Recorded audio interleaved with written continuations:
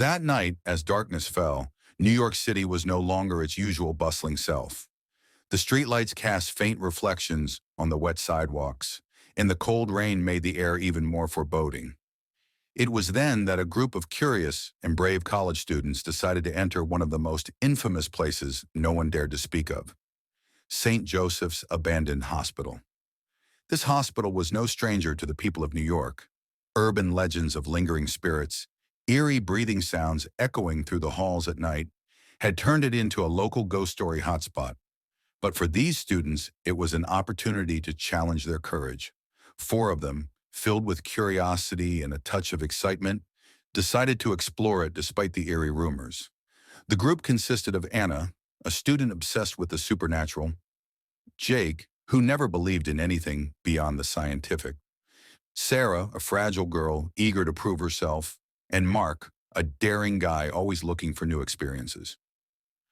They set off, unaware that they were stepping into a place not only filled with the remnants of the past, but also housing restless souls. As they passed through the rusted gates, the atmosphere immediately became oppressive, as if everything had been covered by a thick veil of dust. Inside, long, silent hallways echoed faintly with the occasional crunch of broken glass underfoot. Everything in the hospital seemed frozen in time, with abandoned hospital beds, old machinery, and remnants of past lives. What they didn't know was that they had entered a place where the horrors of the past never truly left, where spirits that couldn't move on still roamed. Suddenly, a large door creaked open on its own, producing a sharp, unnerving sound. The group flinched, and the beam from their flashlight fell onto a room inside. On an old hospital bed, a ghostly figure appeared. It was a woman in a white nurse's uniform, standing motionless, her dark eyes staring directly at them without blinking. Who? Who are you? Anna asked, her voice trembling. But the ghost did not respond. Instead, a sudden gust of icy wind swept through the room, bringing with it the unmistakable smell of antiseptic, and the oppressive weight of the atmosphere seemed to press down on them all. And then, like a nightmare come to life, a loud scream pierced the air, coming from Sarah. She collapsed, her head hitting the floor hard. When she regained consciousness, her eyes were filled with terror. I saw them. They were all lying in the beds, their eyes wide open, staring at me. One of them, with a bloody face, stood up and reached out to me like it wanted to pull me in. They weren't human.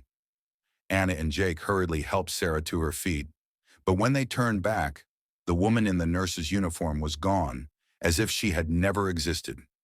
In a panic, the group rushed to find a way out, but the place seemed like an endless maze.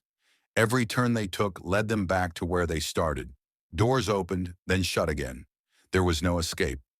The smell of antiseptic lingered in the air, and the cold grew increasingly unbearable, as if someone was standing just behind them, watching their every move.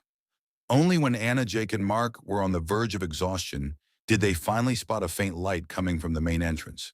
They bolted for it, but when they looked back, they saw the ghostly figure of the nurse standing by the window, her gaze still fixed on them.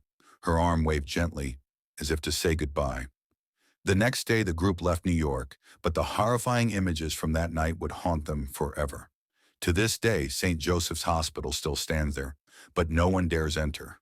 The spirits inside continue to wait for someone brave enough to face them. Because as the ghost stories go, what you see in there are not the spirits of humans, but souls that have never moved on, waiting for someone with the courage to set them free.